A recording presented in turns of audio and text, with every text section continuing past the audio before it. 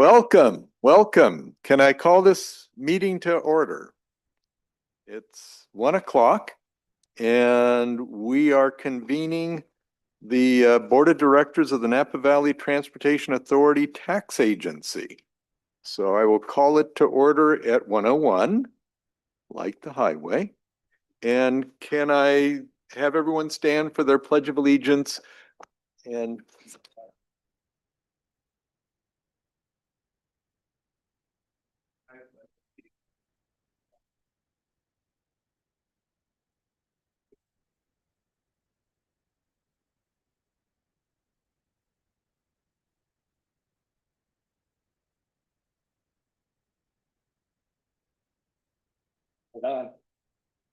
we, yes. Not really. Just as a quick thank you to staff for providing attractive hats that help identify who we are and who we represent. And for some of us, it helps when we're outside avoiding sunburn. So thank you all. Let's see, now we're on, are there any board members remotely participating? There are none. Good. Then can we do a roll call? Scott Sedgley, Bernie Narvaez, Here. Liz Alessio, Belia Ramos, Mark Joseph, Here. Brando Cruz, Here. Margie Muller, Robin McKee, Paul Doring, Here. Michelle Deasy, Kevin Eisenberg, and we have one confirmed absence from Director Williams. We do have a quorum. Perfect. Public comment. Does anyone have any public comments about the tax agency's agenda or about the tax agency that is not on the agenda tonight? Do we have any online? All right, then there are no public comments. Any chair or board members updates or comments? We see none of those. Any executive director updates or comments? Yes, just one quick tax agency update. Director Schmidt, I'm going to interrupt. May we move forward with adopting the agenda? Right. All right, good point. Let's adopt the agenda. Sedgley and Narvaez won by us. Narvaez. I'm going to go with the other director. Okay, Narvaez. I apologize. All right, we have a motion and second. All in favor say aye. Any opposed? Okay, good. Now let's go to the executive director's update. Yes, just one tax agency update. All jurisdictions have taken their Measure U master agreements to their governing bodies for approval, and the agreements should be fully executed in the next week. And NVTA staff is holding a Bonding 101 workshop for jurisdiction finance and public works staff in October. So more to come on that. Perfect. Thank you very much. Okay, we have 2 consent items and minutes and the financial update for the quarter. I'll entertain a motion to approve. Alessio moved. Second. Cruz seconded. By the way, Director Cruz is our alternate from American Canyon. He's on the record. And he's on the record. Good job. We have a motion second. All in favor say aye. Aye. Any opposed? All right. No, actually I did the public comment. I screwed up the adopt the agenda, but I did ask for public comment. Oh, on consent? Well, I don't usually do that, but if there were any comments on consent, they're welcome to come forward. We don't have any regular agenda items. Do we have any future agenda items for the tax agency? Then I will adjourn this meeting at 1:05. Next meeting is October 15th. And that means I'm going to open up the Napa Valley Transportation Authority Board of Directors meeting and call it to order at 1:05. Still no board member remote participations? All right. Correct. And I think we can skip with the roll call because we're still here.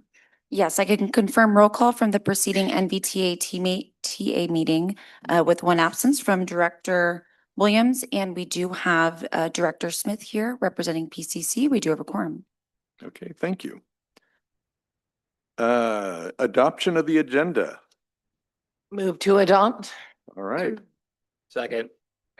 second. We have a Director motion. Doring. Doring, I know that. I keep getting McCant. Yeah, as it turns out, I have memory loss issues apparently. McKee, as I said, memory. Okay, we have a motion, a second. All those in favor say aye. Any opposed? All right. Do we have any public comment on anything that's not on the agenda? Anything online? All right. Okay, chairperson's comments. I'm going to make a comment. Number one, I wish I could do a better job running these meetings, but you know, it's all you get. That's all you get. But you will notice if you looked at your agenda, there seem to be a lot of things on consent. That wasn't accidental. I don't want to steal the director's thunder, but part of the feedback she's been getting is how do we streamline the board meetings? And the agenda is the best way to do it. So a lot of items have been put on consent because they're more business than they are deliberative, for lack of a better term. Obviously, anyone on the board can pull an item if they have questions or concerns. Ironically, I'm going to be pulling a consent item just to show you it's an option. But it's all, like I said, an intent to kind of expedite the meeting. We want to be done, well, 3 o'clock and no later than 3:30, because by then we will have an Appasan director wanting to get up and leave. So we want to make sure we get it done before then. There's going to be some closed session items. We want to have time to make sure everyone can have a full dialogue in those closed sessions. So that's what's going on. And that's the only comment I have. Any other board members want to have any comments? Director Smith.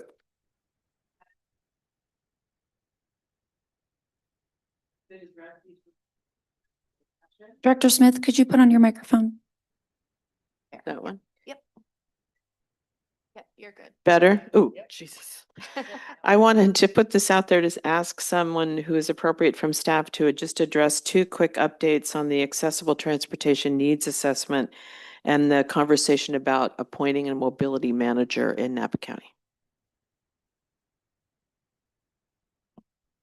So on the mobility manager, I can cover that really quickly. We can bring a future agenda item to NVTA board.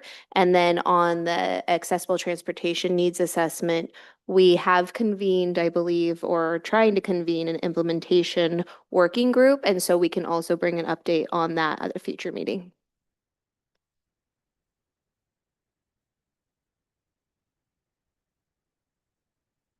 All right. Any other? Yes, Director Eisenberg. I just wanted to say that I took the bus from Calistoga to the meeting today, and it was a very, very pleasant experience. Good job.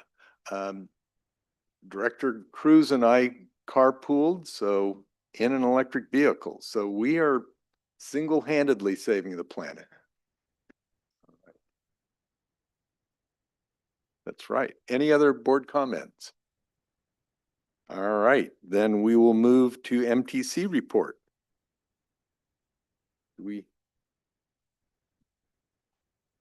Good afternoon. Nice to join you all. Belia Ramos, as Amber Manfred's alter ego, but I do know a thing or two about MTC, as I do sit temporarily on MTC in my ABAG capacity. Exciting news, SB 63 was approved by the legislature, and so now it goes on to the next step for the governor and onto the ballot, and that would be to add a 14-year half cent sales tax. And interestingly, it would only apply to 5 counties. And so you might ask, well, what's in it for us? What's in it for us is there's some transformational improvements that are going to be region-wide that are rider-focused, things like wayfinding, Clipper integration, and Clipper expansion that would be part of it. And all of those things are going to be really good for the region as a whole. MTC as a whole will retain jurisdiction, but at the same time, there's also going to be a subgroup that would keep accountability with the operators. So it's a little fuzzy. I'm just going to say it's a little fuzzy right now. We're going to work through it all. But I can tell you that a lot of work went into getting these 5 counties to agree. And we're excited of the next steps. I think that this really is going to set SB 63, and the work that we've done with SB 63 will set us up for the next BAFA revenue measure that would address housing. This will go to the November 2026 ballot.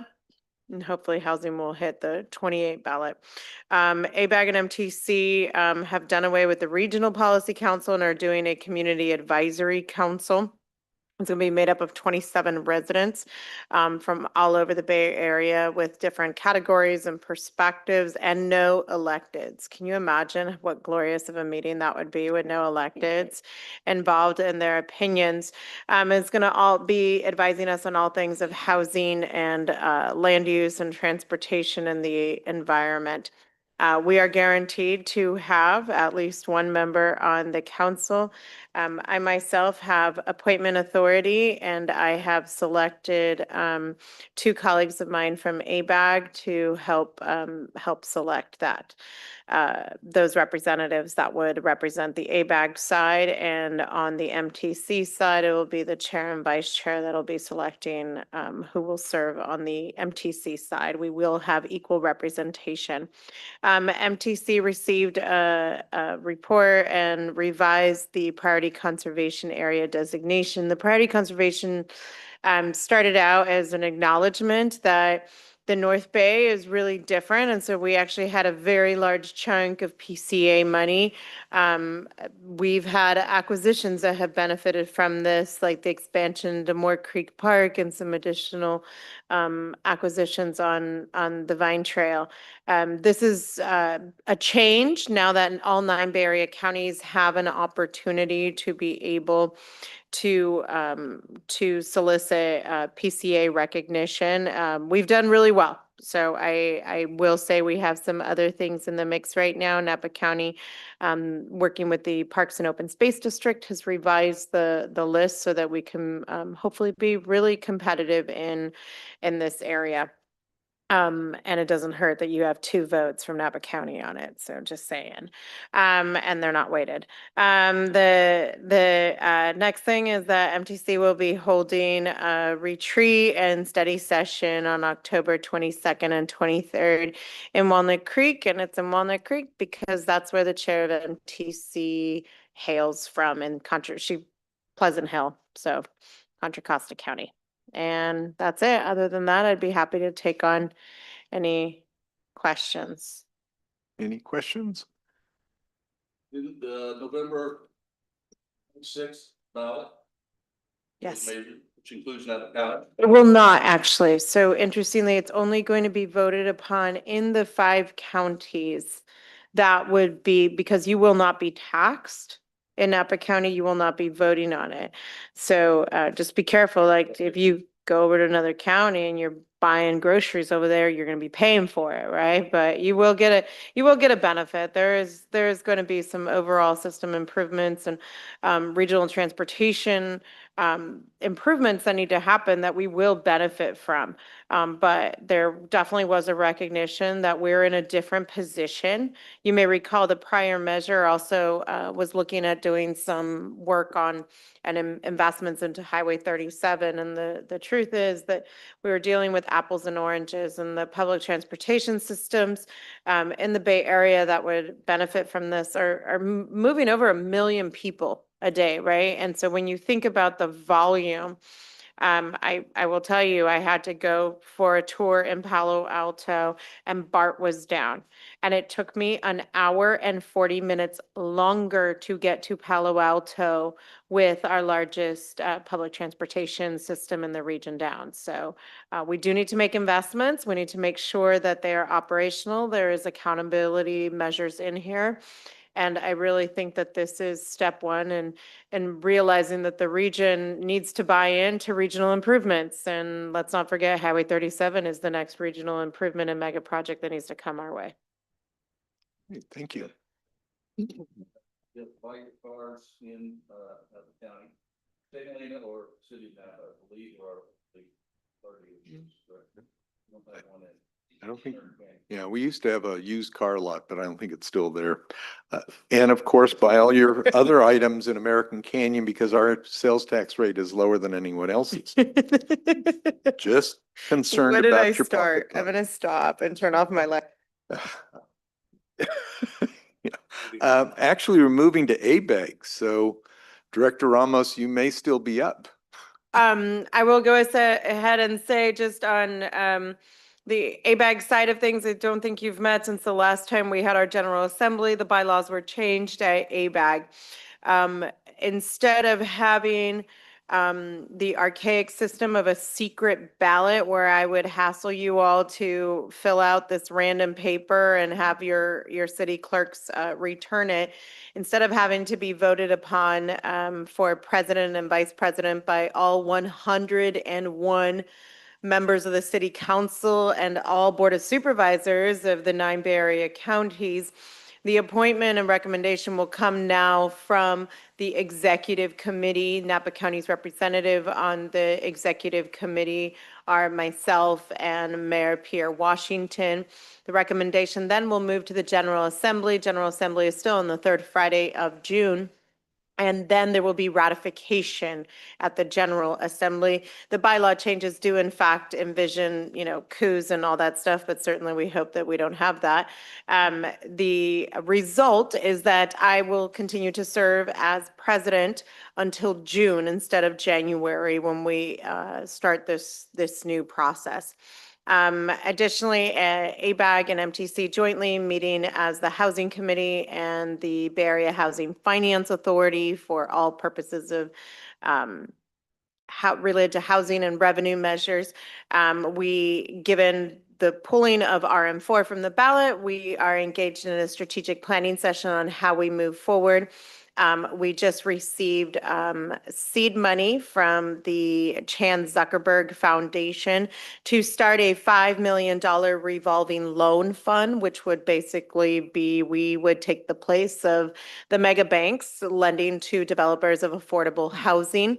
And the fees would then come back to the Bay Area Housing Finance Authority and be reinvested into additional projects. And so that gift is contingent upon MTC matching that $5 million that will appear on our October 22nd agenda.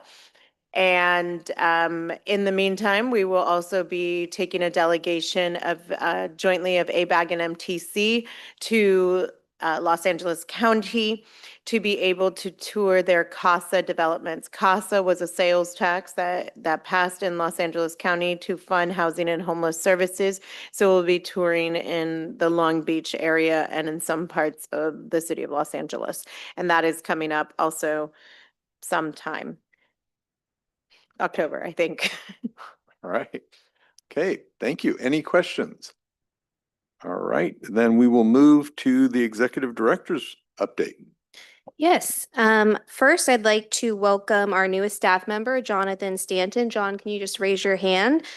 John was hired as an associate planner working under our engineering manager grant, focused on project management. He comes from Roanoke Valley Transportation Commission in Virginia, and he is experienced in mapping, long-range planning, data analysis, active transportation. He graduated from San Diego State University with a master's in city planning, and his undergraduate was from UC Davis. So he does have California experience. So we welcome Jonathan, and he's hit the ground running, working on many of our capital projects under Grant and Measure U.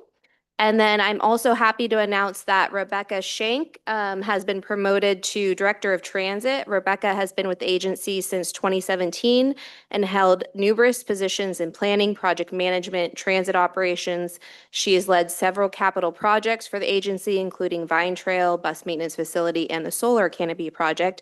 And she's weathered many storms, whether it be firestorms or COVID pandemic. So well done, Rebecca.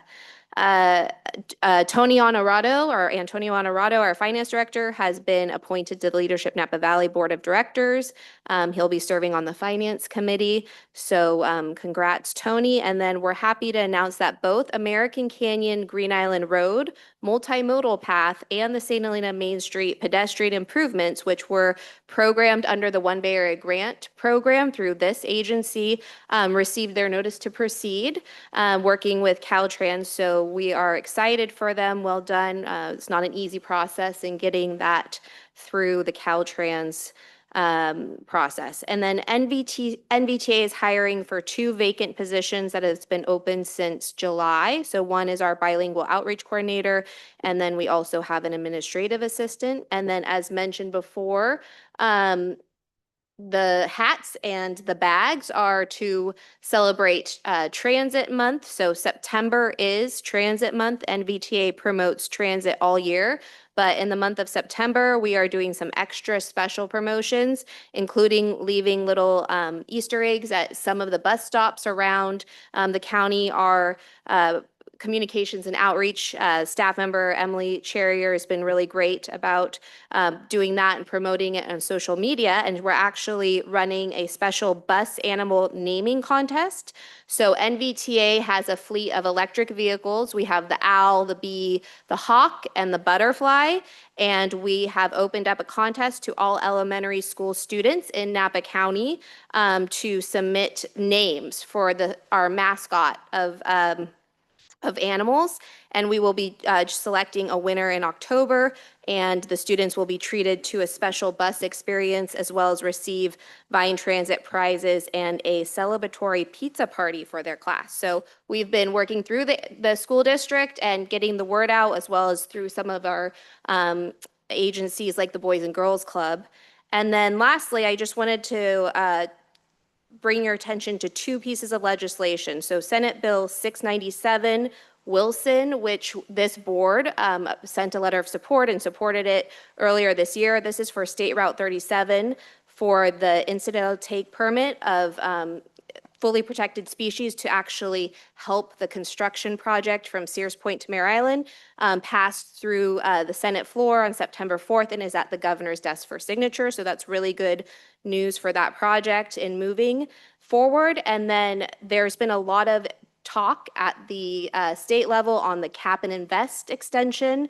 And so it looks like the legislature agreed through 2 bills, Assembly Bill 1207 and Senate Bill 840, to actually extend cap and trade. It's now called cap and invest. It was going to sunset in 2030. It's now been extended to 2045, or should be extended to 2045, pending governor's approval. And funds, it looks like, are going to be generated, or programs are going to be structured in 3 tiers, of which transit programs that NVTA has historically received funding will be included in the 3rd tier. So what that means is it's good news as far as transit funds are included in the cap and invest program, but I would say that the reliability of the certain dollar amount that we are going to receive on a year-to-year basis will be potentially subject to change based off of revenues coming in from auction. Cap and trade revenues coming in from their auction. And so with that, I'm happy to answer any questions. Do we have any questions? All right. Then we will move to Caltrans update. Good afternoon, board members. This is Amani from Caltrans. Just wanted to first announce the appointment of the Division Chief of Program Project Management in North Region, Robert Effinger, and we are planning to be in NVTA Napa office on September 29. Just sharing with you the recent updates for Caltrans report. I know that this time we have shared the map just to make it attractive and colorful. And we have currently 40 active projects. This excludes any maintenance or director orders projects within this map. And we have 5 projects in the project environmental the division planning, and we have 5 projects in the environmental. Both are moving on track. On the design, we have 14 projects. The only updates that you will see that we added 3 projects, environmental mitigation, and this will be on locations on the map. If I just say in number 18, and 23 and 24. So these are just mitigation environmental projects in order to comply with the city FW and the Regional Water Quality Control Board. For construction, we have 16 projects, all are moving on track, and this map will be updated on by, let's say, quarterly or annually on just to update some of the projects that will be moved from phase to another phase. I wanted just to highlight some of the items for projects which is in construction. So there were some complaints regarding noise or night work expected for construction on State Route 29 in the city of Napa. This project actually is repaving a 6.2 mile section between the Napa River, Butler Bridge, and Sierra Avenue. According to the status for this construction work, the night paving was already completed last Sunday, and there is expected at Lincoln on and off ramps that will be conflict with the Ranger pipeline projects. Repaving only target in end of October. So this will be the final repaving for this section that will be informed to the public through the Caltrans PIO, who will send advisories ahead for the night work. Any remaining work for this project will be only related to striping and electrical and replacement of guardrails. The second item is maybe if you are aware, because there was traffic advisory sent on September 12th, there was a sinkhole that was discovered by the maintenance crew on Thursday, September 11th, which was on State Route 29 between Rutherford and Oakville, south of Gloss Lane. This was reported to the district and the headquarters.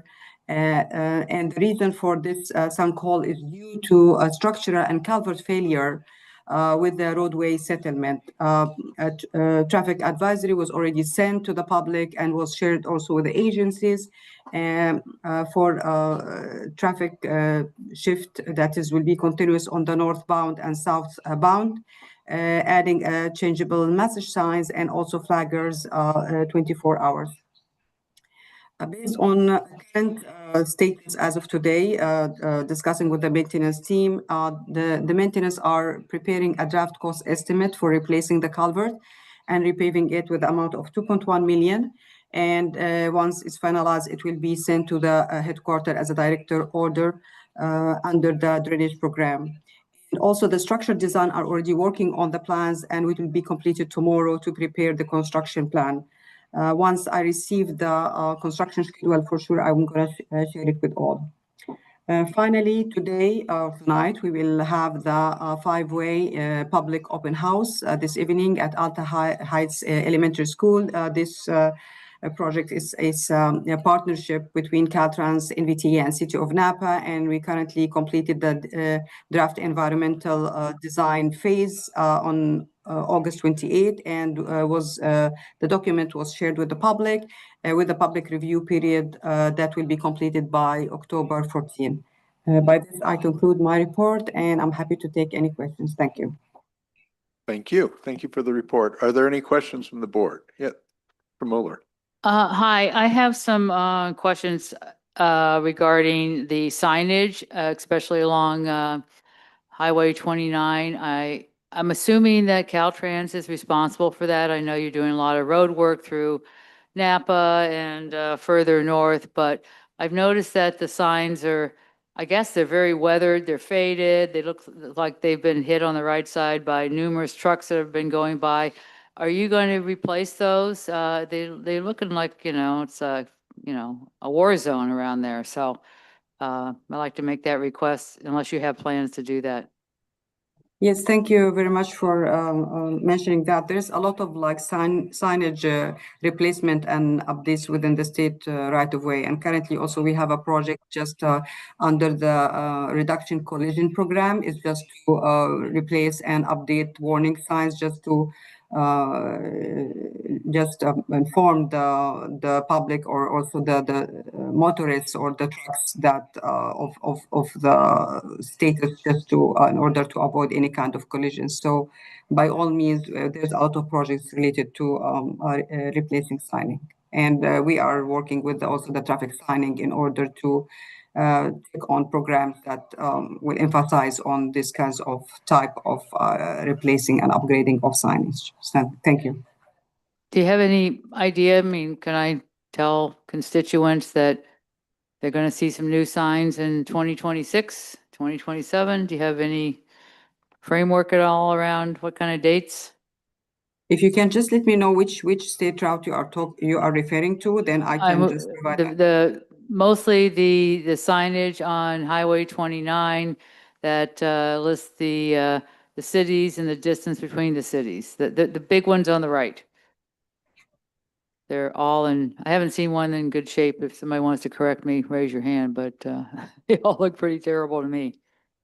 I can check on this status and then inform NVTA with the updates. Thank you. Okay, that would be great. Thank you very much. Thank you. All right, any other questions? All right, well, then thank you for your report, and we Thank you. appreciate it, especially the map and the numbering system. That's a game changer. I'm glad that you liked it. Thank you. Exactly.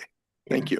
Thank All right, moving on, we have our first presentation, NVT project update with Grant Bailey.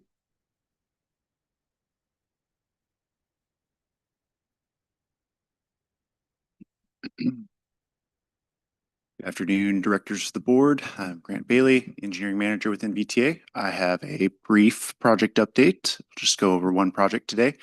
And this will also cover, report out on an item that's on the consent calendar later this afternoon. So if we can go to the next slide, today we'll be talking about the State Route 29, State Route 12 Airport Interchange, which also includes Kelly Road immediately east. So on the consent calendar, we have a contract award for design engineering services to do an alternatives analysis and environmental clearance document for this interchange. The total not to exceed value of that contract is 2.72 million.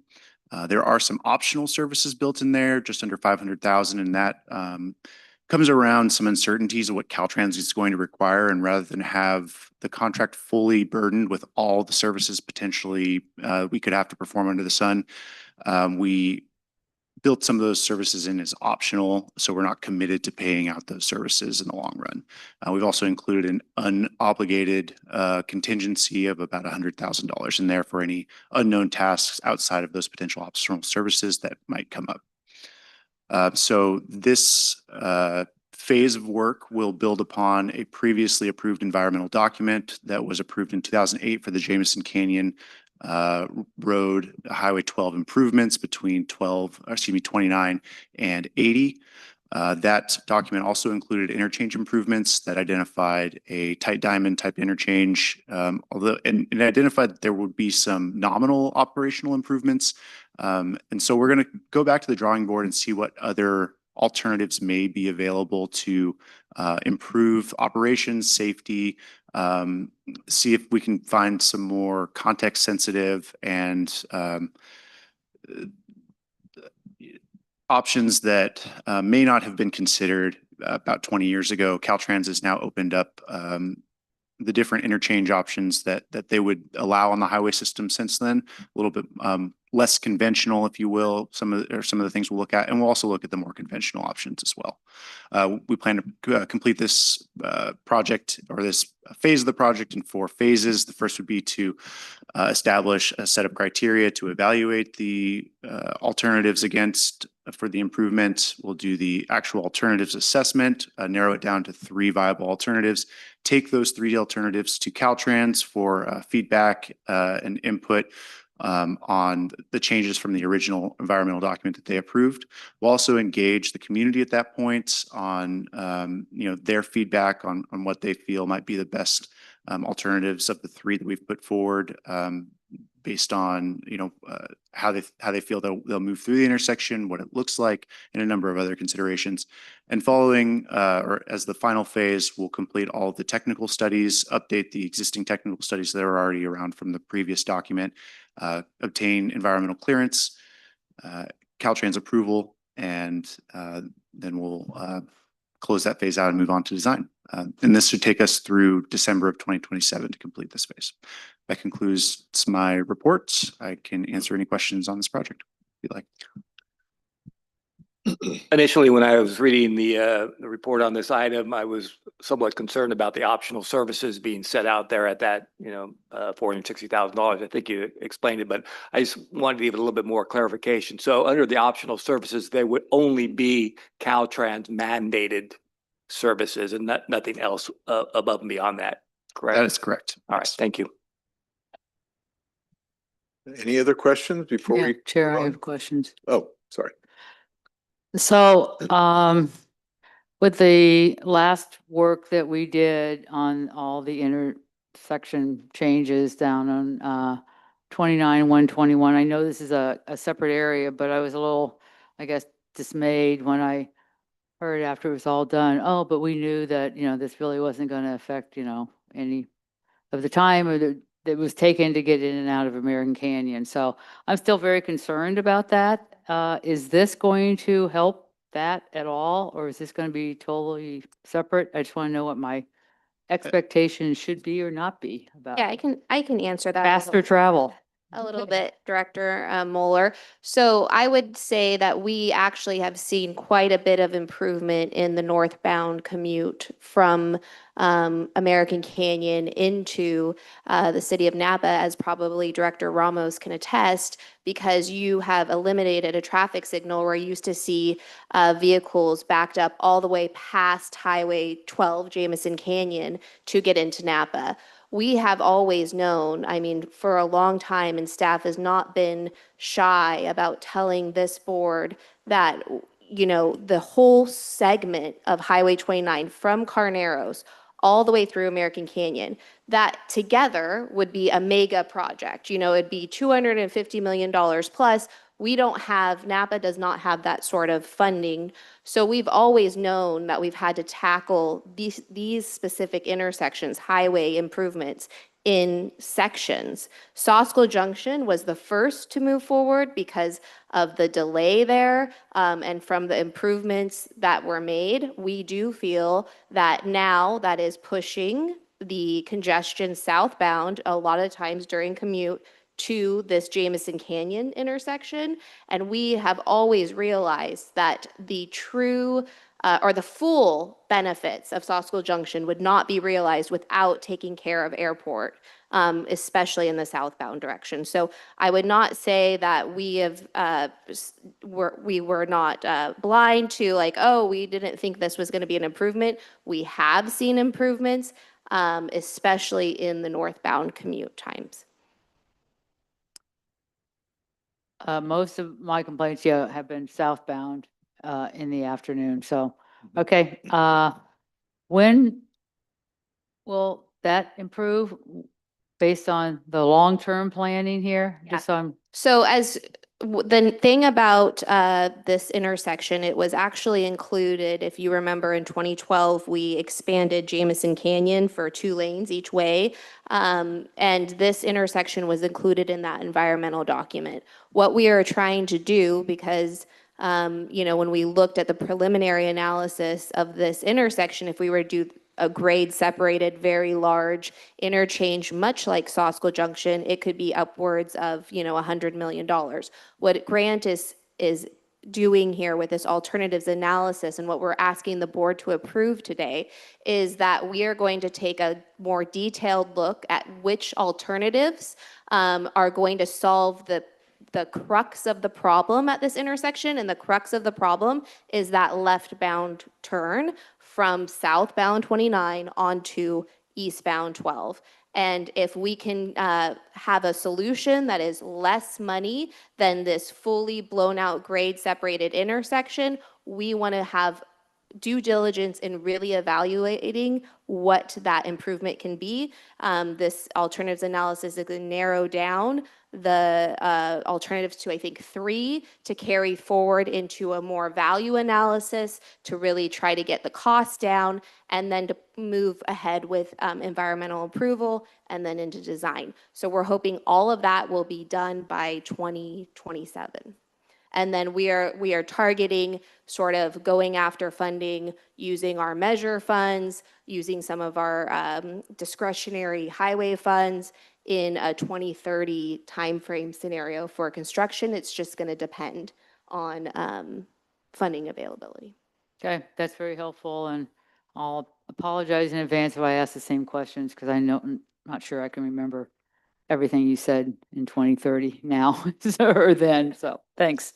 Well, and also the other half is the SR multimodal project in American Canyon, where we're not widening it, but exploring improvements to the intersection, either roundabouts or something else that isn't as good as a grade separated interchange, of course, but should improve the flow a little bit further.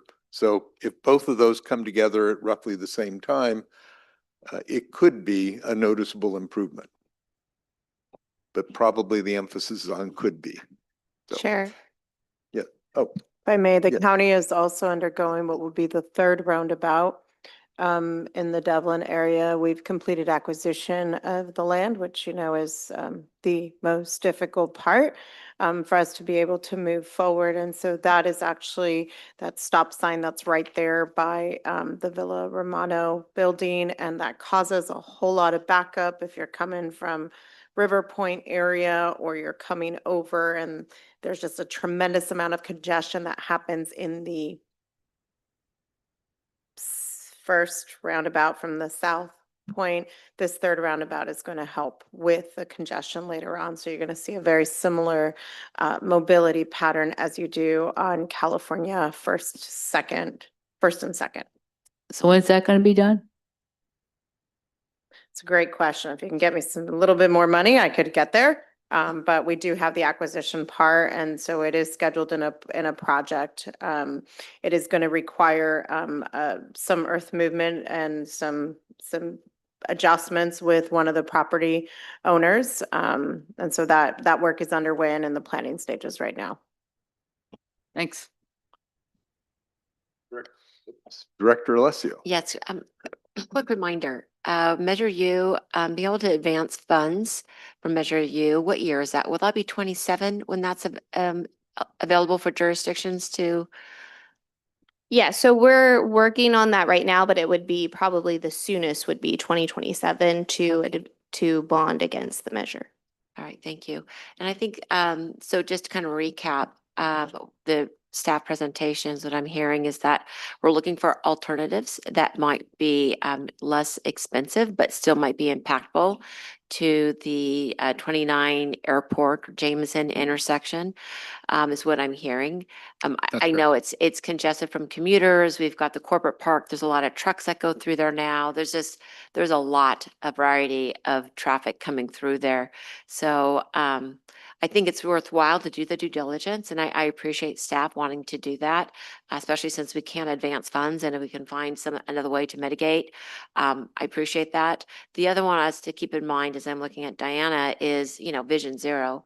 The former intersection at South Saskatchewan Junction was had a lot of accidents, severe accidents. So every time we can add a roundabout, we can add flow, we are actually preventing people from getting harmed or fatally wounded. So thank you for your work. Okay. Director Doring, are you? No, I'm Oh, fine. Thank you. you're good. Okay. Any other questions on this project? Because didn't you have additional ones, or is this the only one? I think you're going to pull a consent item of mine. So Oh, well, that's true, but okay. All right. Well, then that's the presentation. Thank you. Thank you. And on consent, as I indicated, we add a lot to it, but ironically, I'd like to pull item 1015 relating to a rejecting of all bids. So other than that, well, let's go and hear 1015 and then we'll approve the whole consent package. okay, so item 10.15 is an item to making a recommendation that the board reject all bids that were received for the Redwood Park and Ride Improvements project. The recommendation remains the same, but I'd like to offer a clarification that the board item states that we only received one bid. In fact, we received two bids. It was only realized earlier this week that the second bid we received was submitted electronically, which is allowed per our procurement procedures. But we just didn't see it. It went to a not well monitored inbox. I will say that both bids came in within about $30,000 of each other, so they were still exceedingly costly relative to the engineer's estimate. That is why staff is still recommending that we reject all bids. Our plan currently is to re-release this project for bids probably in the next 2 weeks, with the hope that as we kind of move out of the end of this construction season, contractors are able to sharpen their pencils a little bit more. We're also working with our consultant engineer to understand where their estimates were off so much, and maybe we can revise our estimate and find a more reasonable cost expectation. Just wanted to provide that clarification. Are there any questions? Director Narvaez. Thank you. Just to confirm the instructions for submitting this, is that something that's gonna be updated? So if did they send it to wrong email or was it? Yes, so they sent it to the right email. It wasn't, or the email that was identified in the bid package. It wasn't, that email isn't well monitored. NVTA has suspended our electronic bidding procedures. We're just going to be accepting hard copy bids for the time being until we can, I guess, make that procedure better. Okay. And the hard copy, I'm just thinking if somebody at that time, do they have to mail it in? Is it fax or? You can mail it in. Typically, it's dropped off in person, though. Okay, thank you. Go ahead. Can you just briefly remind us what the major improvements would be Yes. at that park and ride? I'm trying to get a sense of whether this is stick built or modular. I had forgotten what the actual big item is, whether it's bathrooms or whatever. I don't know what it was, and maybe there's some room to relook at that. That's the reason that I have the question. Yeah, so the major improvement is a modular restroom that will be effectively prefabricated offsite, Okay. brought in, and then dropped in over the utility connections. There's also some striping, electronic display signs to indicate transit arrivals and departures. But that's the major scope of work, is the restroom build. Saline has had good success with a modular restroom facility, and that was the reason that prompted. I wasn't sure whether it was going to be stick built or not. You've answered that question. I'm sorry. You're welcome. Okay. All right. Any other questions? I'm wondering, we're not really changing the recommendation. So even though we clarified it, I'm thinking if we left everything on consent and approved it, are we good to go, or do we want to take a formal action on 1015? Okay. Then I will entertain a motion to accept the consent calendar. So moved. Doring. Second, Eisenberg. Narvaez won. So we have a motion and a second. All those in favor say aye. Aye. Any opposed? Thank you. Now we zip through and we move to regular agenda item 11.1, which is a countywide active transportation plan update.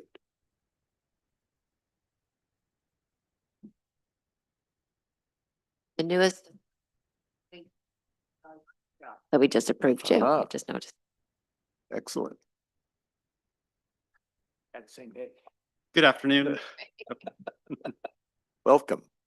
Good afternoon, board and members. Patrick Band, planner here at NVTA, joined by Todd Trigenda from GHD, providing just an update on the Napa Countywide Active Transportation Plan process. Next slide, please. So some highlights of what we're going to go over today, kind of why are we doing this plan, the timeline and project status updates, some of the community outreach and engagement that we've done thus far, the kind of structure of the plan, and really the meat of the plan. Item 6 there is the draft facilities and policies, and then some next steps as we move towards wrapping this plan up and bringing you a draft in early next year. Next slide, please. So in 2016, NVTA adopted a countywide pedestrian plan, and in 2019, this board also adopted a countywide bicycle plan.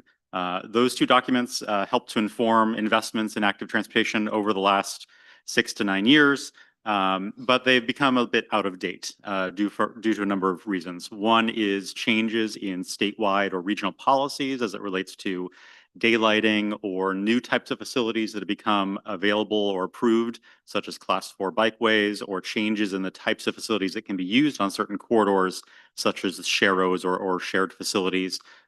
We also want to make sure that as those changes occur and as we look at the right way or the best way to implement active transportation facilities long term, that we're ensuring that those projects are still eligible for funding at either the regional, state, or federal levels.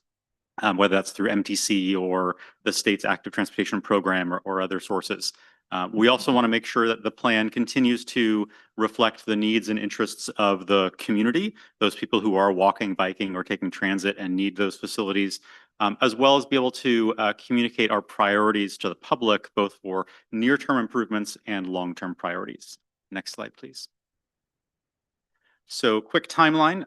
We kicked off this project about a year ago. And went through an extensive effort to collect data on the existing facilities, looking at where our existing bike facilities on streets or off street for Class 1 shared use paths like the Vine Trail, as well as existing sidewalk facilities, mapping where our sidewalks were in each of the incorporated jurisdictions, as well as some of the urbanized areas in the unincorporated county. Over the last 6 to 9 months, we've done extensive community outreach and engagement, and are now at that recommendations development stage as we work towards plan completion late this year, early next year. Next slide, please. I'll hand it off to Todd. Thanks, Patrick. Is this on? Okay.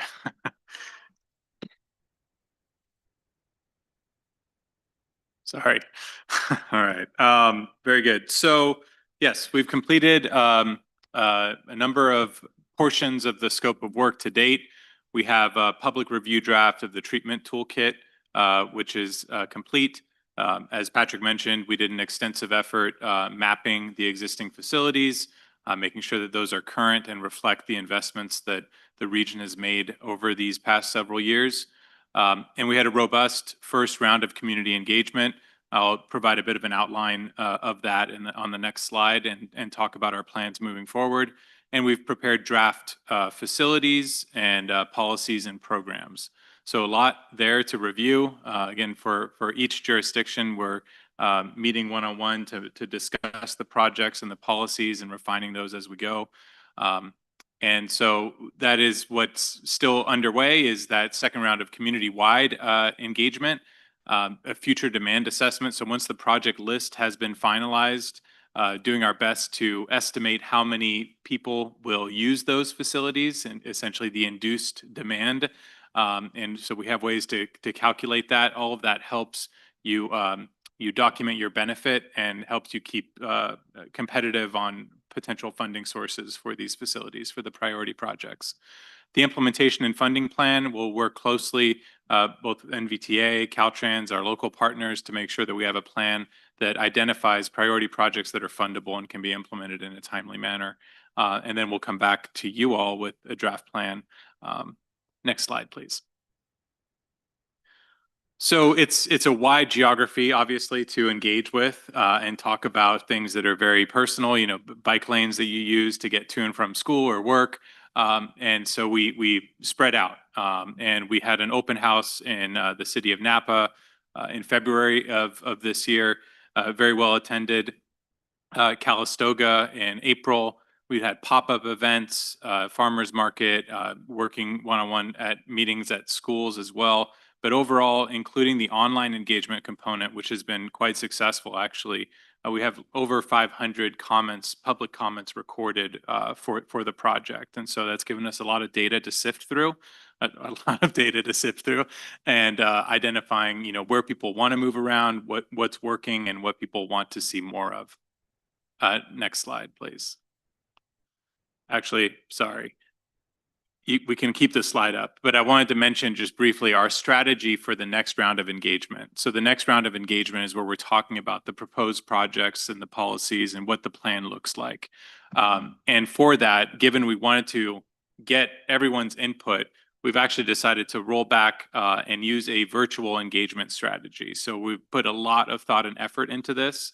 And rather than trying to have meetings throughout the county, which is very time and cost intensive and frankly does not always yield the benefits that we want, which is a lot of people showing up.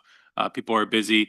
We've kind of gone back to what emerged really during COVID as a successful strategy and developed, I think, a really strong program for having a community-wide event within breakout rooms where if folks are interested in Yountville or St. Helena, Calistoga, Napa, American Canyon, whatever the case may be, they can join that appropriate room and have focused discussions before we bring everyone back and kind of find some common ground and shared priorities or concerns. That will be happening in October. So the vision statement is, again, this is combining pedestrian and bicycle plans that you already have on the books. And so the vision statement is for the county to be an active transportation friendly community with a connected and comfortable network designed for all ages and abilities.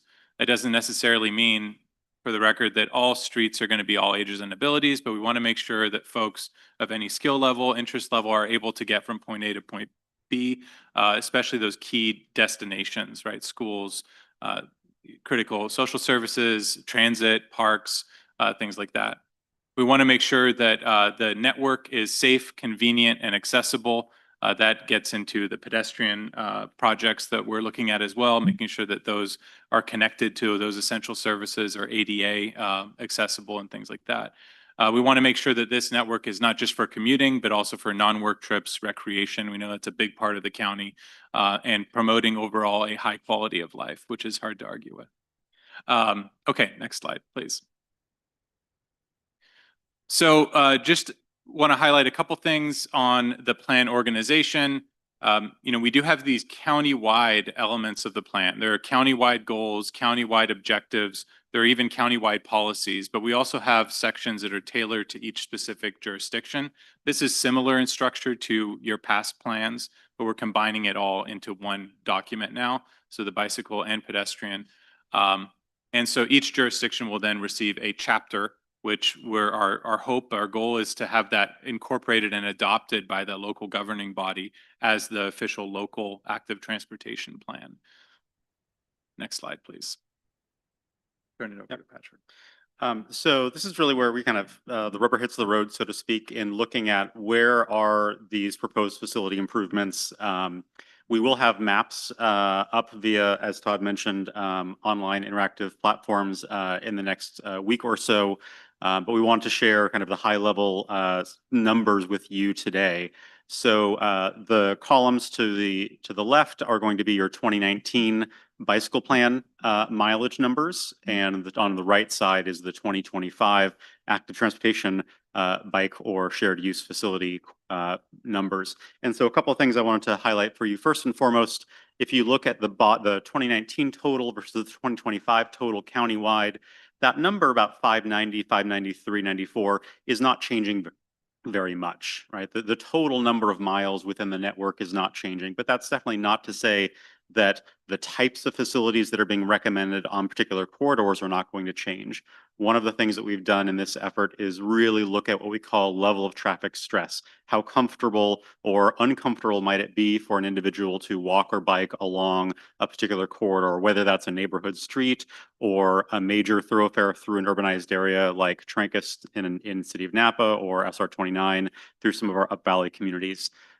So these very high level numbers are going to give you a kind of an understanding of where the mileage numbers are. The other piece I wanted to highlight on this slide is in the last 6 or so years since we adopted the 2019 plan, countywide, there's been a build out of about 25 miles of dedicated bike facilities.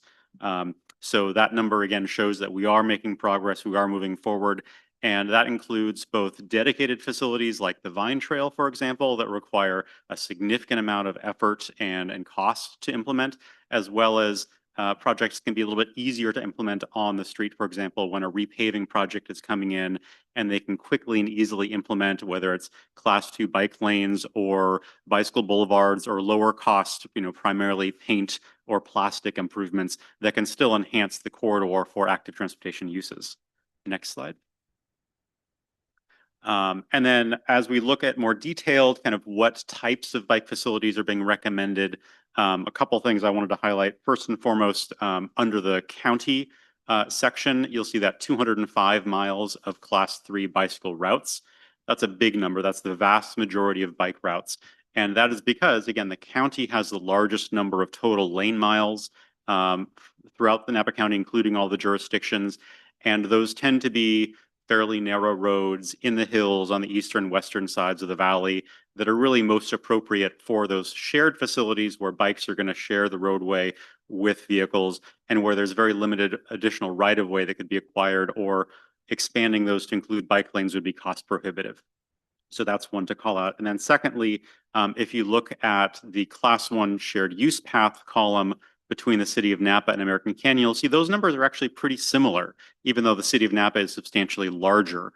And that's recognizing that as the city of American Canyon has grown, one of the things that jurisdiction has chosen to do is expand their pedestrian network with wider sidewalks that we can classify as shared use paths that are allowed for bicycle travel as well. So that's why you're seeing an equal number between those two jurisdictions, even though the size of the population is significantly different.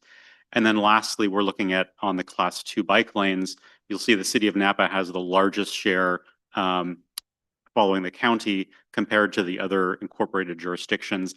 And that again reflects kind of that built out environment within the city of Napa where there is sufficient right of way where those corridors could be redesigned or reconfigured to allow for separated on-road facilities for bikes, where a class 1 facility might not be appropriate because there's not additional right of way to do that fully separated shared use facility for bikes and peds. So lots to look into. We're happy to answer questions at the end on that one. Next slide, please. And when it comes to pedestrian networks, as I mentioned earlier, we conducted a comprehensive inventory of all of the existing sidewalks countywide. This plan will not call out every road network or every road corridor that does or does not have sidewalks. That's not the goal here, but really to identify kind of a methodology, a prioritization process that jurisdictions can use to look at where should we invest in closing sidewalk gaps or ensuring that pedestrians can get where they need to go. So this photo is an example from the city of Napa near Silverado Middle School, where there are not sidewalks and kids are walking in the bike lane adjacent to vehicle traffic. So that may be, based on this kind of methodology we've outlined, an opportunity to long-term look at, can we add sidewalks to corridors like this? So the key characteristics here being those key destinations of transit, schools, parks, retail, medical, where we're going to have a larger share of pedestrian travel. And then looking at roughly a 500-foot buffer around those areas to identify, are there gaps in the pedestrian network that can be relatively easily filled in a fairly short period of time? And then also looking at, is there a need for pedestrian facilities on both sides of corridors, or where there's constrained right-of-way or other challenges, can a jurisdiction prioritize completing one side of a corridor to at least ensure there is that connectivity at a much lower cost than trying to build out sidewalks on both sides, which may require acquisition of new property, et cetera. Next slide, please. And then as Todd mentioned earlier, we have completed both the treatment toolkit that is out for public review. This is kind of a document that looks at guidance and best practices, is really a resource for jurisdictions in implementing the recommendations from this plan, and then countywide policies that look at ensuring that we're being consistent countywide in terms of how we're applying treatments and recommendations for active transportation users while still respecting local context. Next slide, please. That's you. Yeah. So thanks, Patrick. And so to wrap it up, we, as Patrick mentioned earlier, we're looking to release public review drafts of really the kind of meat and bones of the report by the end of this week. Those are the draft facilities, goals, objectives, policies, and all of that in preparation for our final public engagement phase, which is mid-late October at the virtual open house. And again, we're going to be doing our best to encourage all folks to attend live in real time. We want that to be a facilitated discussion, but we are also internally working on making sure that there's equivalent activity available for those that maybe missed that meeting. And so we're working hard to make sure that the public input window will remain open for some time after that. Beyond that, we'll be busy assembling the draft plan, and then we'll come to give presentations to local agency councils, board of supervisor, advisory committees, all in preparation of really releasing the full draft plan in January of 2026. Aiming for adoption end of February, March 2026 next year. And with that, we're here to take any questions. Thank you. Thank you for the report.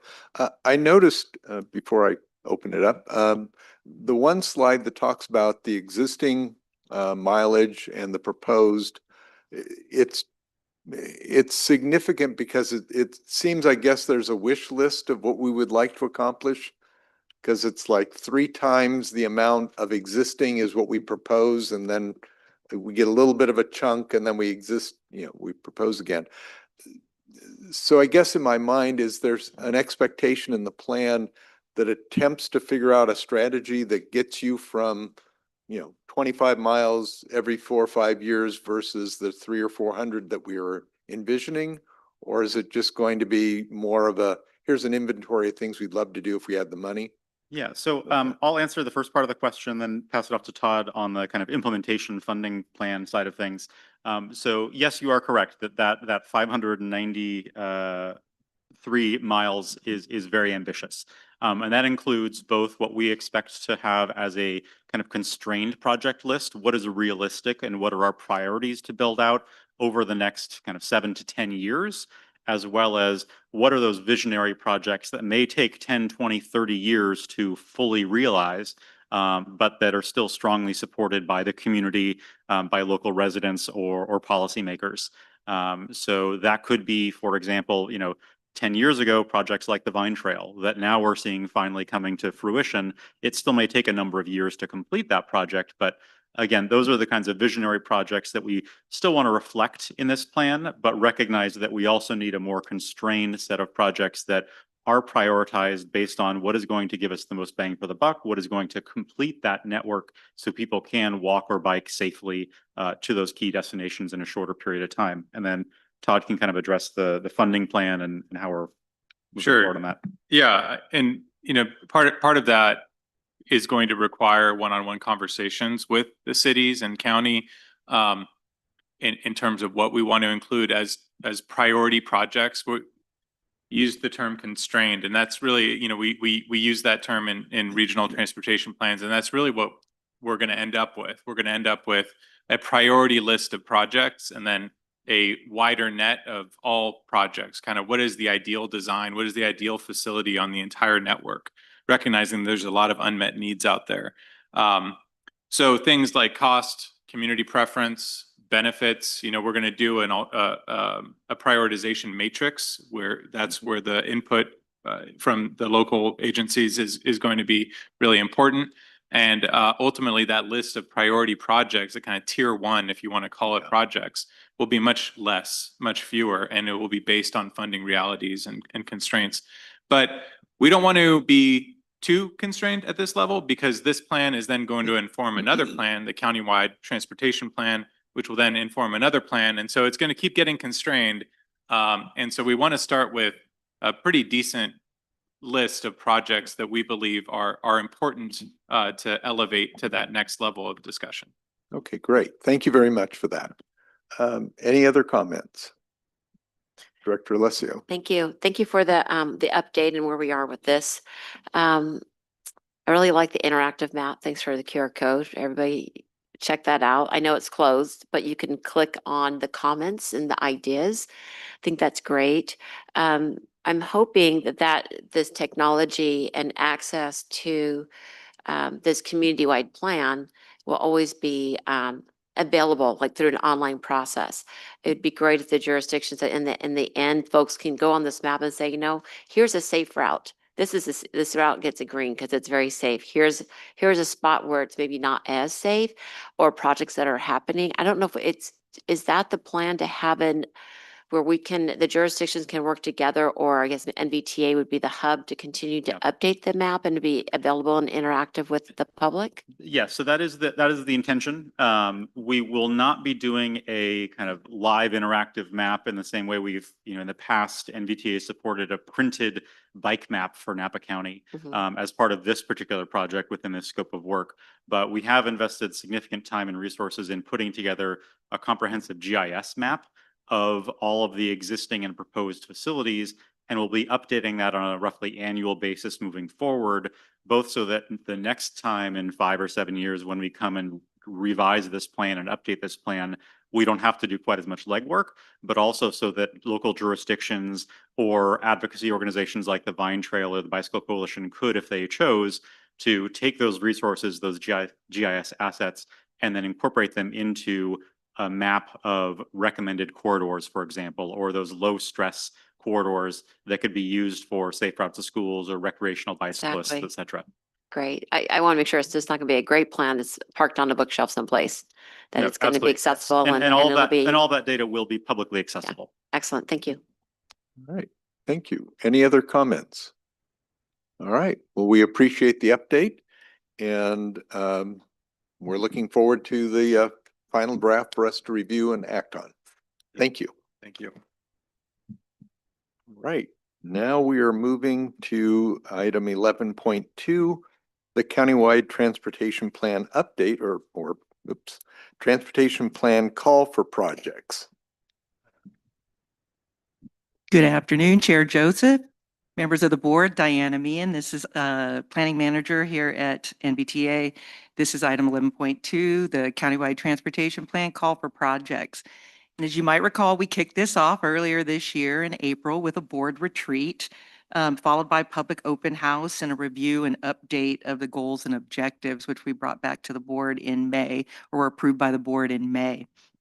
Based on those revised goals and objectives and a mid-plan performance metric review that we completed end of last year, we revised the performance metrics to both qualitatively and quantitatively measure the effectiveness of our transportation investments.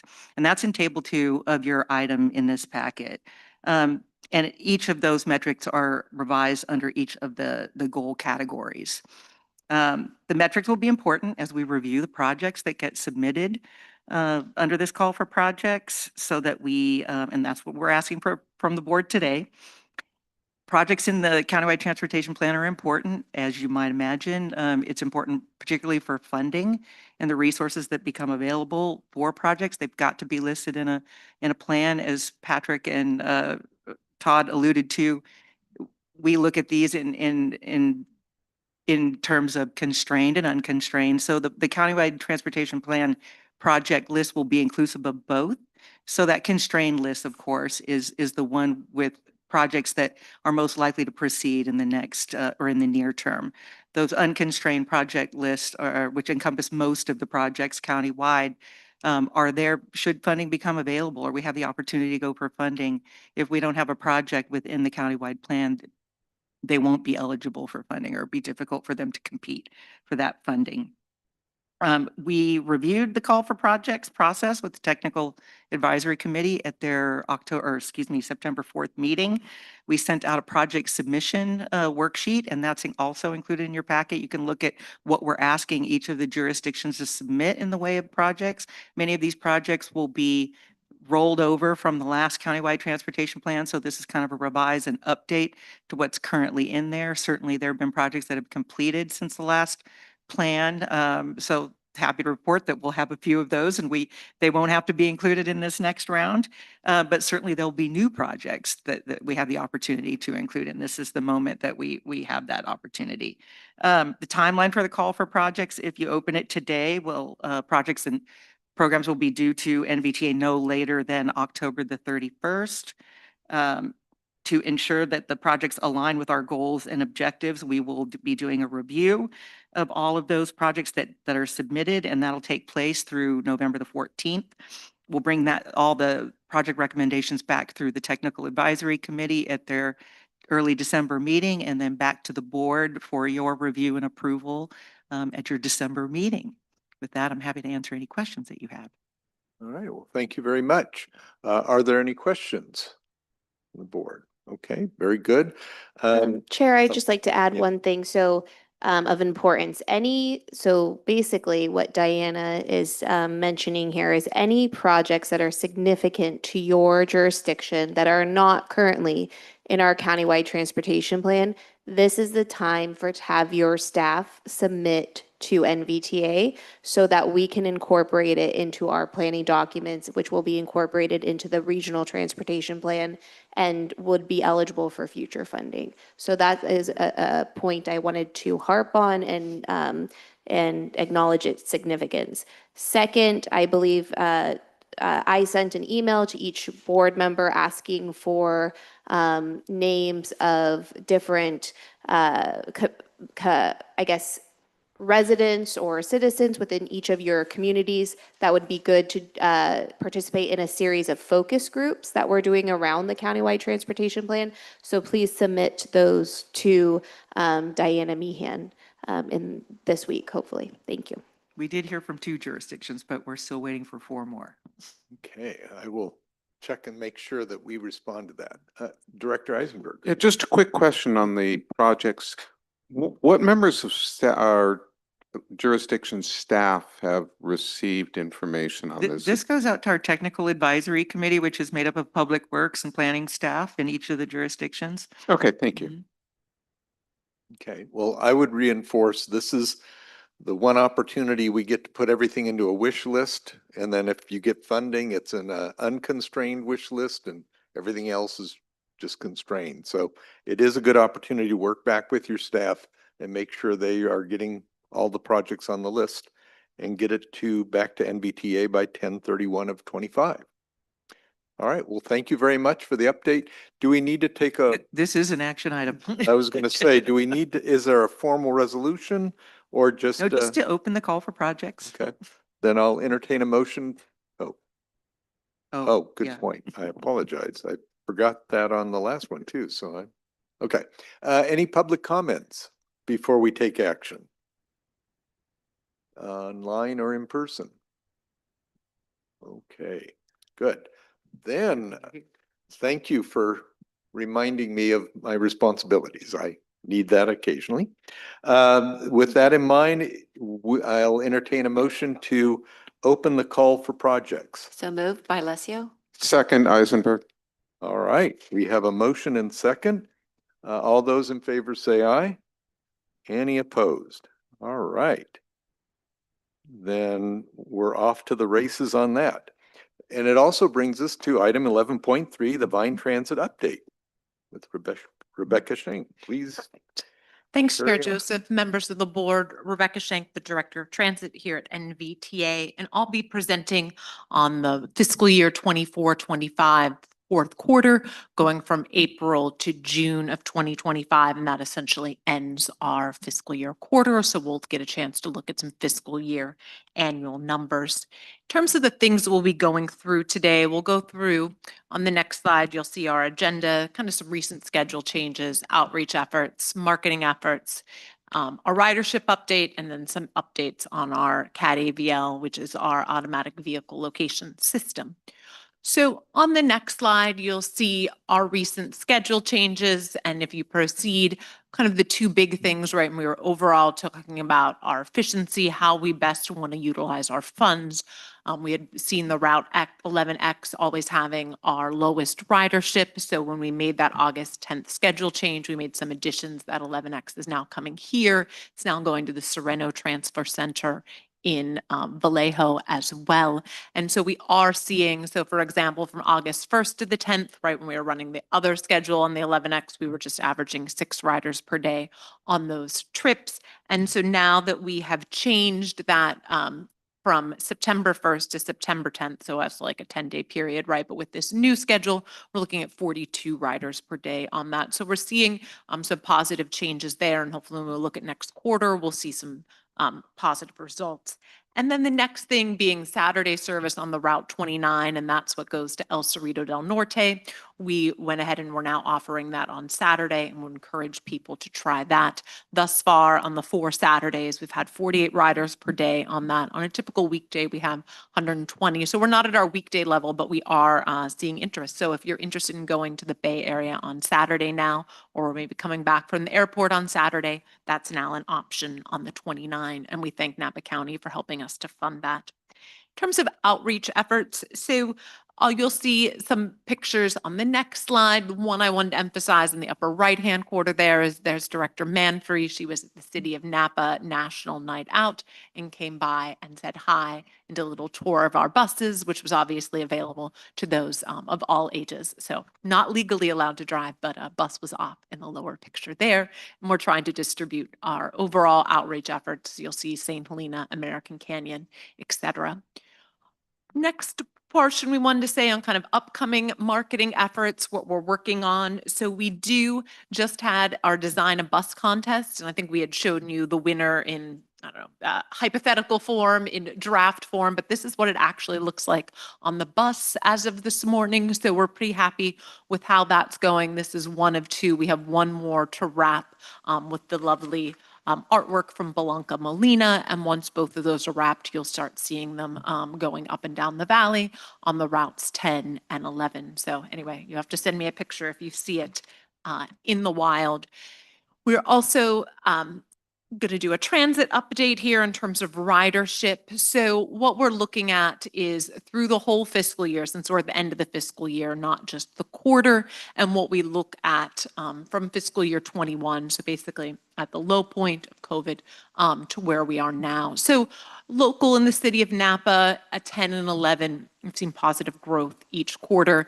And as we've talked about, right, our focus really being on how do we get that 11X and Route 29 ridership up. We made some of those changes on August the 10th, so kind of stay tuned for that, because we knew if we just continued what we were doing, we'd basically see the small flat lines that you see there.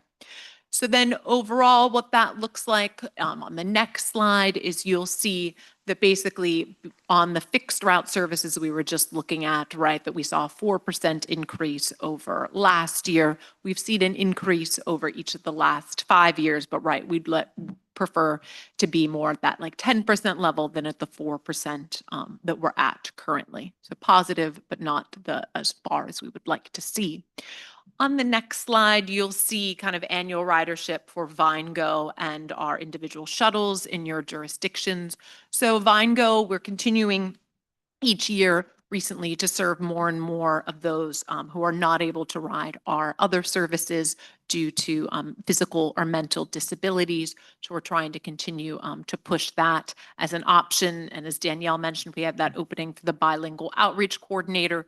when they're on board, also promoting it to our Spanish-speaking population more, which I think that's really who's not tapping in to this service as it exists today. I believe Yountville and the town is looking at maybe some alternatives in terms of maybe funding for additional vehicles or changes in services. So we're working with the town on there as it relates to Yountville. And then going on to our next topic, which is our CAD-AVL, our automated vehicle location updates. And so we did, when we got our new electric buses, the 14 of them, they did come with new routers. We're trying a different router here, and we're hoping to see that work well for us, and then basically use that router with all the same version of the operating system across our system. And then long-term, we're at the end coming up here in June of 2026.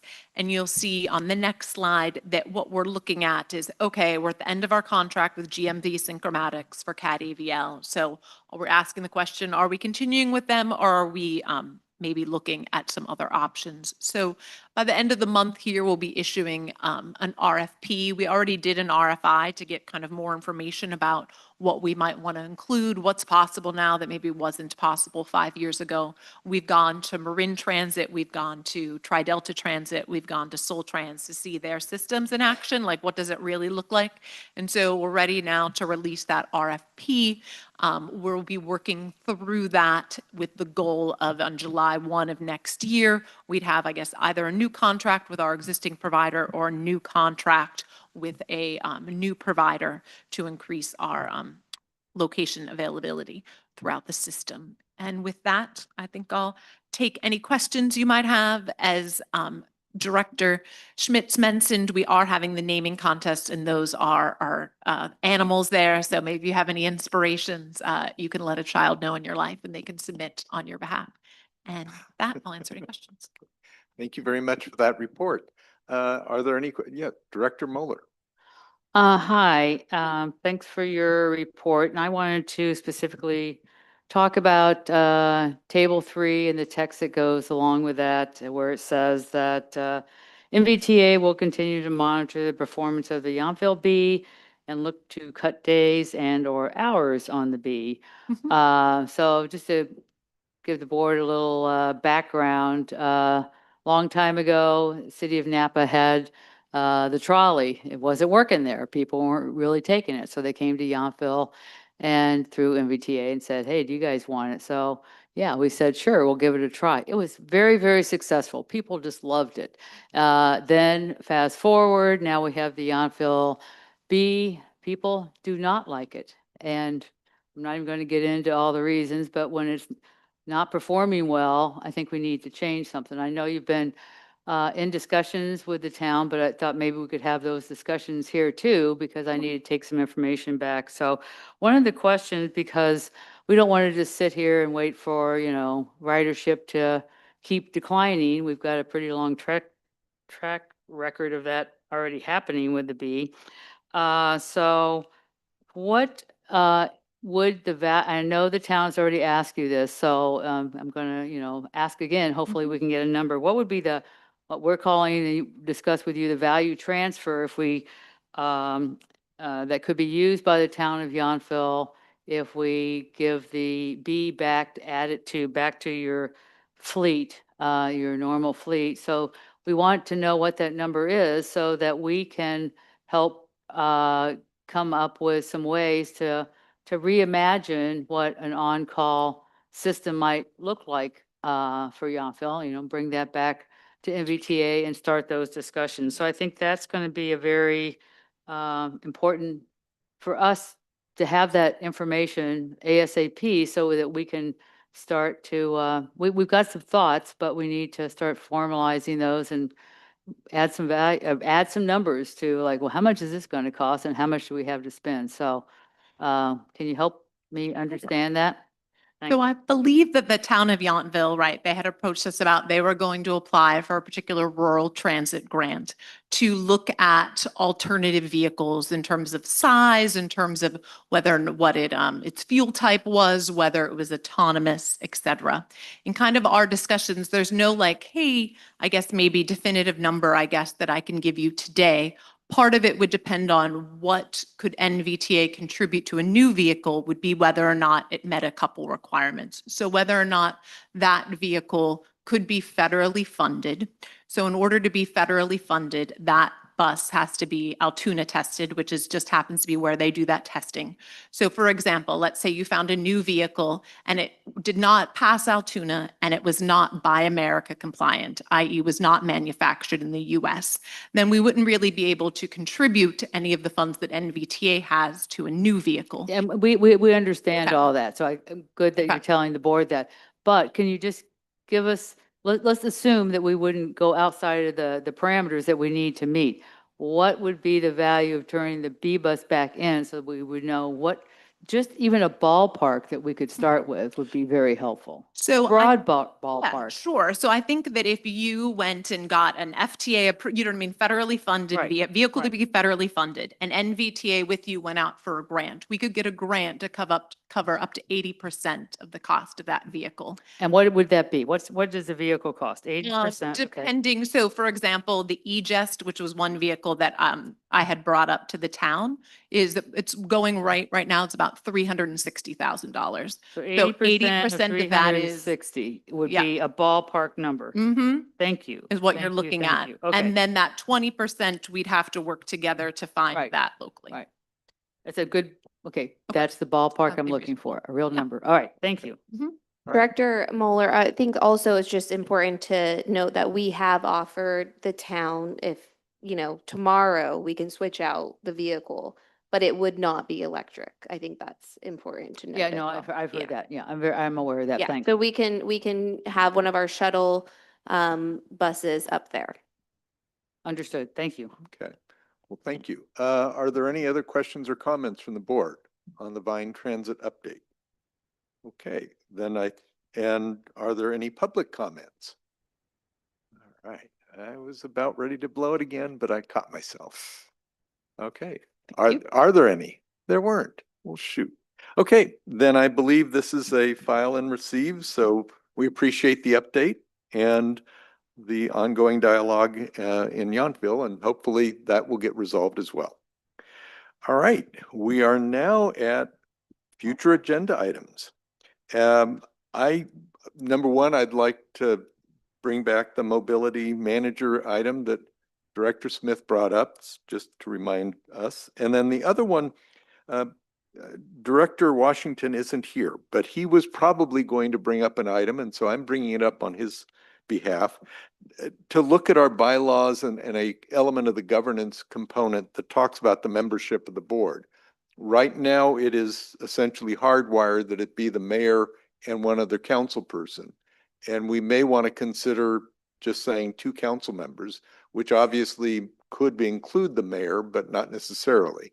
And I bring that up only so that the board can have some discussion about that. And if there's a sense that we want to modify it, we can start from there, but at least get that dialogue. So I will throw those 2 things out, the mobility manager and the governance issue. Any other items of interest? Director Devereaux. An update on the accessible transportation needs assessment. And an It's the update, most awkward acronym alive. update on the accessibility. All right. Any other items? Okay, so we'll add that to your list of things to do. Yes, they've been noted as future agenda items. And now at 2:30, I believe we're ready to go into closed session. And if you could make any necessary announcements. So the board is now going into closed session on 3 items: conference with legal counsel, anticipated litigation, item 13.1, and item 13.2, conference with legal counsel, existing litigation, government claim received from Marlena Fragi, and item 13.3, conference with legal counsel, existing litigation, government claim received from